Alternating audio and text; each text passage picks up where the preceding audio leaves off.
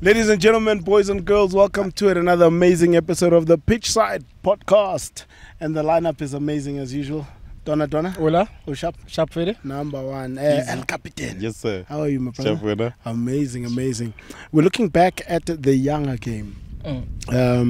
You guys always say that if you don't win away, at least leave there with a draw. Don't lose. Yeah. Very important that. Yeah, I think it's a very important strategy to be able to put yourself in position to continue to progress within the tournament itself, because sometimes the conditions they always change. I think season after season, so you can't bank on what happened last season to expect to happen this season. So you find that you're always going to find difficult situations for you to be able to perform. And then now with what's happening now, especially for Mamelodi Sundowns, it has never happened before, where in the league you're 18 games, but in the season you're more than 40-50 games. Yeah. You've got players on top of that are playing possibly over 50 because of the national team. So it's very challenging for you to be able to play at your best every 2 or 3 days and traveling as well. So those were difficult conditions.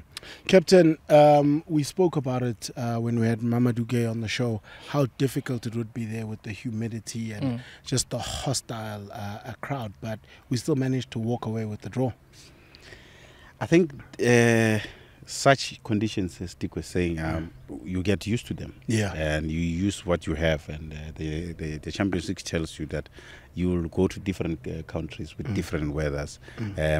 What you then have to do is to perform your duties, make sure that you win football matches. And we are in the position where we stand a chance of finishing it at home, simply because you didn't lose, you didn't concede in Tanzania. That's a good position. And we saw that they are beatable, even though they were playing at home with the hype of the crowd and, of course, with a lot of emotions that they were just happening in that field of play. But you see a team that is beatable and coming home, and I think it's just a matter of getting that first goal. Yeah. And if you work towards that first goal, I think you stand a chance of even winning 3-4 goals. Gents, what do you think makes it so difficult for teams to beat us at home? Especially in Champions League. It's the mentality. I think also, you know what the problem is, like we tend to, teams when they come here, they already know the stats. So now within the stats itself, they sometimes implement a little bit of fear in it. So, but also at home, we're most dominant. So let's not take that away. We do have the fans here, the number of fans.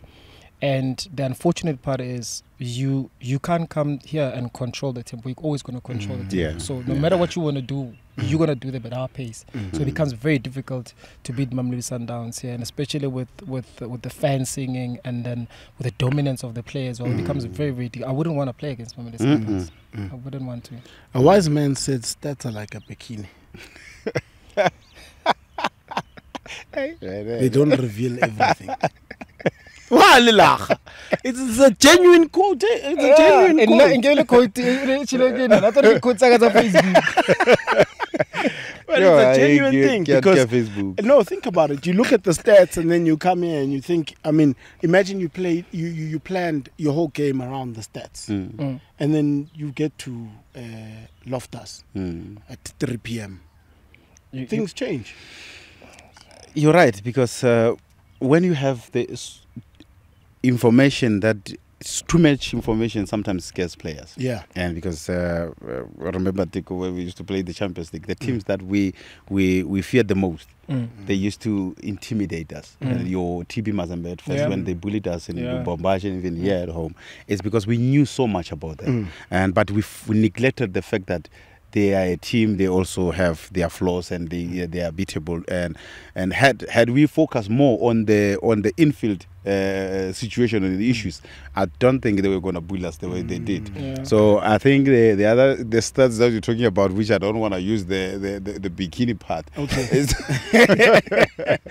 You can come with your own one, but that's the one I know about stats. Is it from Facebook? No. Oh, of course. Wise man. Wise man. Wise man. Is the fact in Loftus is a different story altogether because of the dominance that Dick was talking about. And now the advantage is that pitch that you like?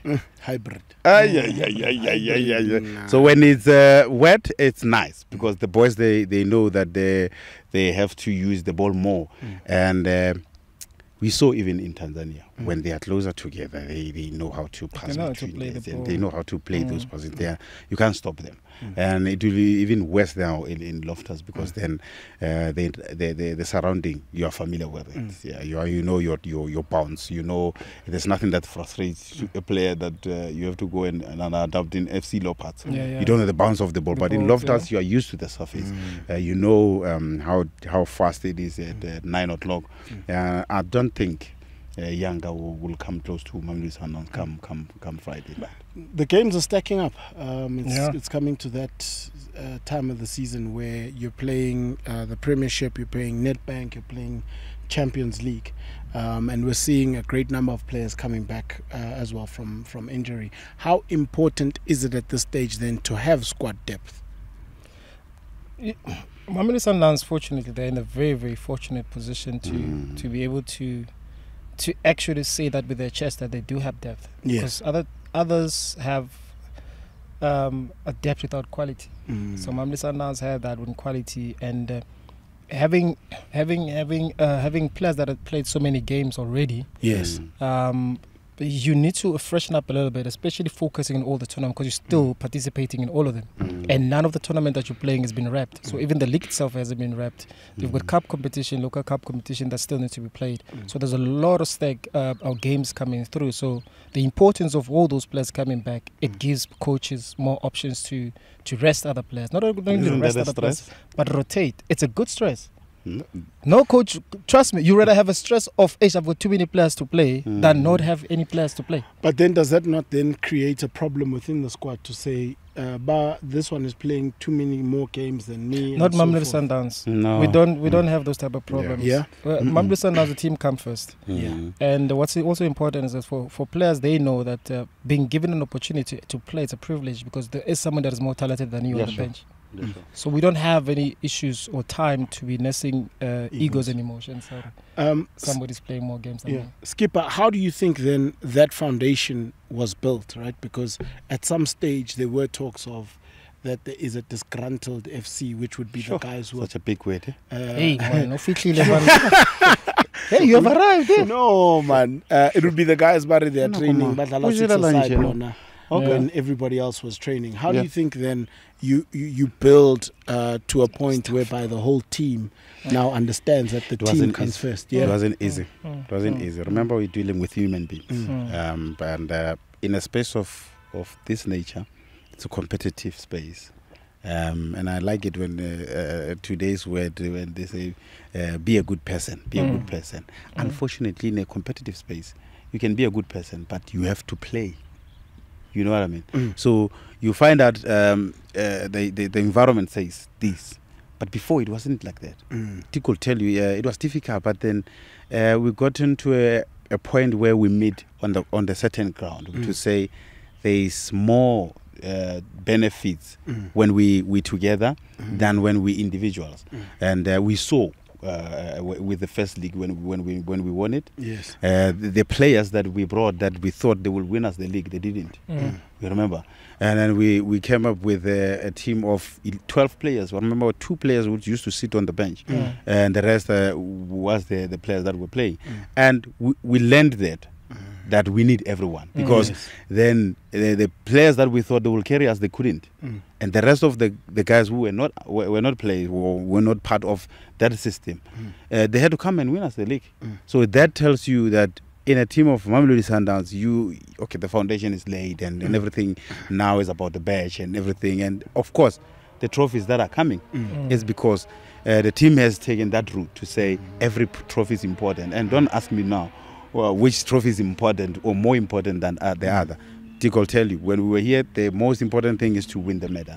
And you can see even these boys, when they won the Africa League, it was refreshing for us. We even not playing. We have never even touched what African Cup feel like. But I enjoyed it because I know that they're still working towards making sure that they bring so many trophies in Clorco. Gents, playing in Africa, especially in Tanzania, a lot of journalists were reporting how difficult it is to win in Tanzania. What do you think makes it that difficult for teams to come to Tanzania and win there? I think the weather. Yeah. For teams to acclimatize to the weather and the fans, they don't make it easy as well. Yeah. They make you feel the passion that is there, love it. the hostility that is there, which is the competitiveness of football, which I like. Yeah. Like, I think I enjoy being the underdog and being bullied, and I think I play better in this circumstances. I really enjoyed it because then I've got something to prove. So it makes it difficult because of the fans and because of how the team is and how big the team is. But also, you look at how they play. They are playing the more of. I think they are the lead of the Tanzanian football in terms of how they want to see football goes. But then when you come to southern part of this side, is we more ball orientated teams. We want to keep the ball. We no longer use speed as much. We're playing in between the lines. We're playing modern football. Whereas on Tanzania's side, it's more about speed, aggression, and which works for them. But then it makes it difficult when you come to their own backyard. When they have fans that dominate and the pitch as well and the humidity as well. So it makes it very, very difficult. The Yanga coach was once here, and I mean it's years ago, in excess of 10 years. How much of an impact do you think the knowledge he has from back then, because he did win a league with us when he was here, the knowledge he has of the team, because I know we've gone through so many changes in that space, but the DNA of the team will always remain? I'm sure you just know that Sundowns is a big team with big ambitions, and that will stuck with his plans every time to know that there's a team that is out there to beat you. So I'm sure in his planning he will think of that first. I don't think he knows the new bouquet. Because he also knows Coach Rulani from back in the day. Yeah, that's what I'm saying. But a lot of things have changed with 100%. A lot of players that are now here. I don't think philosophy as well has improved. So for him, I think he just know from the outside, like anybody else who would watch Sundowns every day when they play, but he doesn't know what's coming. In Loftus. No, 3 p.m. in Loftus. Hey, the water be a little bit slippery. Hybrid has changed things. Chameleon football is happening there with that hybrid. It's that strategy. I saw it when I was early into. I think I was 18 at the time. You go to Cape Town. Cape Town. Course. Of course. You go against Ajax. You warm up, the pitch is dry. Restarts, we have one boots. So you have one boots and then you go out. When you come out, the pitch is so wet and you've got no time to change boots. By the time you want to change the boots, it's 2-0 up. 2-0 up. Everybody from Ajax are wearing 6 stars. So Pochenpool, everyone that you know. So that strategy used to work for them. But you get to this point of Mamelodi Sundowns. I remember even Shampo will tell you, Coach Peter used to say, we'll wait here. At some point, we were like, come on, guys, I want everybody to start training with 6 stars.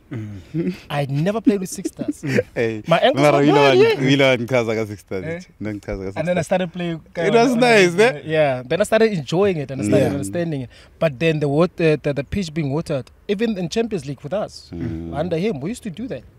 So wherever we playing, pitch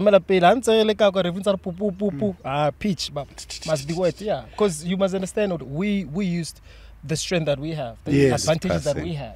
Because when we go that side, it's so hot you can't even use a 6 star. So you make it wet here because they don't have the tools to play under wet surfaces. So I guess then the timing of also when the pitch is watered, because you can let everyone come out for warm up. Then when they go back. When it's about the Red Bull, it's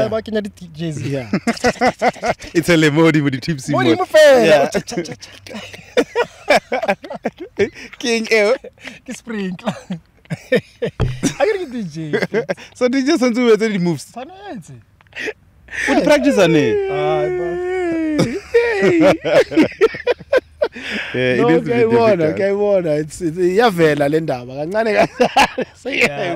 it's a good strategy because as a footballer you need to be able to adjust, but unfortunately in Champions League not all of us have are exposed to good surface pitch. Some of them they're just used to AstroTurf. So when they come here, they come with new boots that haven't been used to get. You see, so you find Mutu Canada and tunneling. Those are boots that have never been used. So the chances are you might get injured in the game because you've never trained with them. So it's one of those small things, but they're details. Who used to say, I don't want to see new boots on match day. I know, I've never seen this on training. Yeah, I'm bleeding. I gotta train with them first. So it's like you can't try new things in CAF Champions League. For example, the story we always hear of captain and no socks. No Saya gaming. Oh my goodness. I mean, it's a reveal of secrets. Watch him. Ke secret o no sa party kuhusu. What do you mean next party close? Monna. No, but ha na dlala. Mudizo was here. Mudizo was here. Oh, thank you, Tiko. Oh, today what do you mean? Hore, no Kenya goes. How?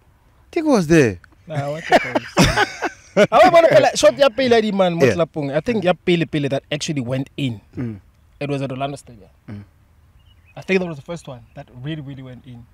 Before again, how really went in? What happened to the rest of them? No, but you must understand when for instance, Hlompo at that time, he was famously for those diagonal balls. And I know shooter. No, he played with me. No, but yeah. Because he was telling people that I don't have a celebration, but let's go. Yeah, no celebration. Because I understand. But anyway, thank you. Again, I still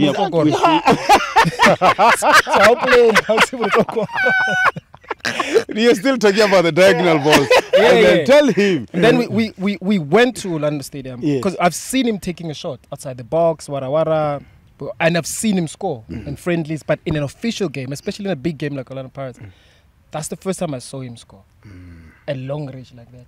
Then after that, he couldn't stop. But what was the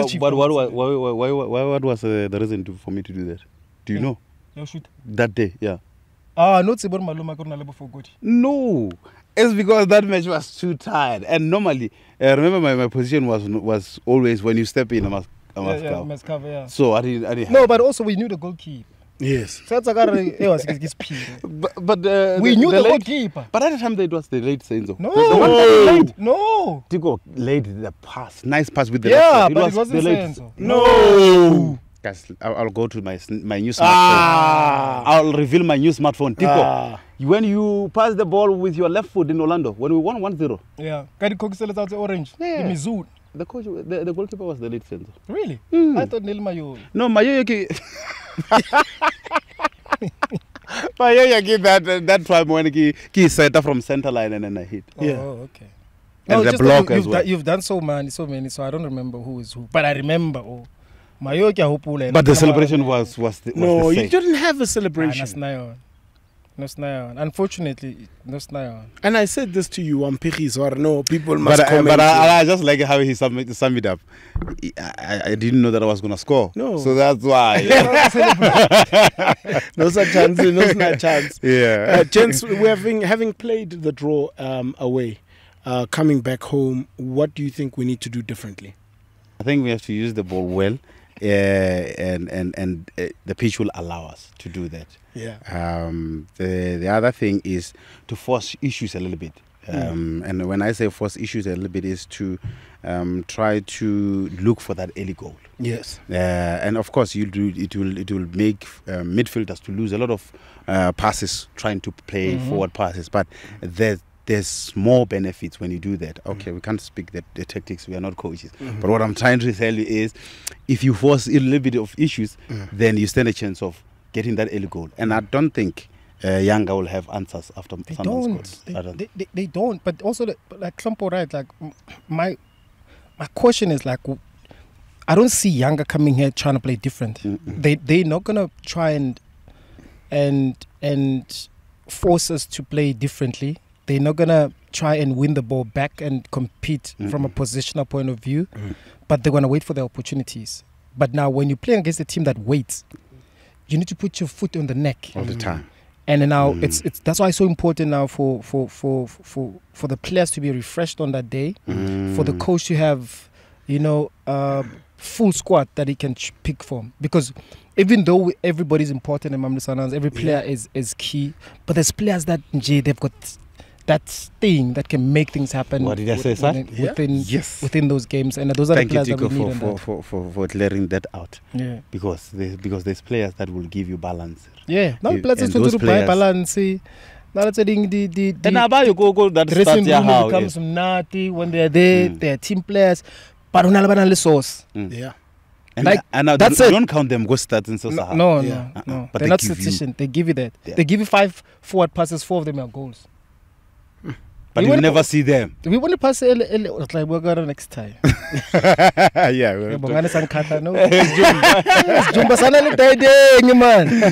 Love it. Yeah. Score prediction. Sundowns will score 2-0. Yeah, 2-0. 2-0 comfortably. 0. Okay. 0 at the back. One each half. One each half.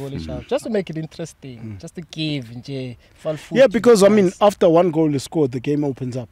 Yeah, but I don't think they have the capabilities to open that up, especially in the first half. Yeah. Because then when you play against Sundowns, you always want to have a hope, especially in Champions League, you want to have hope or I might come back in the second half. So just for interest's sake, because of this tournament is very huge. So we want at least to maybe see them a little bit compete, but I think it's a game that Mamelodi Sundowns might score. Then as you say, they don't show like a team that will have answers after the goal. No. You would expect Sundowns to have a party there. Yeah. Do you guys think that Sundowns is under pressure to win the Champions League this year? Since we won it. Since we won it. We had a pressure to win. To win something that we didn't know that it's possible. And then we win it. And we were still having pressure to win it again. Exactly. So because we had players to do that, and we showed that we are capable of doing it. So imagine even now we still have. And I also think like with Sundowns, like with everything that is happening in South African football, with Bafana what they did in AFCON, with Sundowns where they are position wise from the number, the votings and the ratings of the clubs in Africa. For Sundowns to get to that immortality conversation, to get to the grades of the grades, they have to win Champions League again. Well, I guess it's important as well because then it speaks to the Club World Cup. I want imagine Mabena, imagine your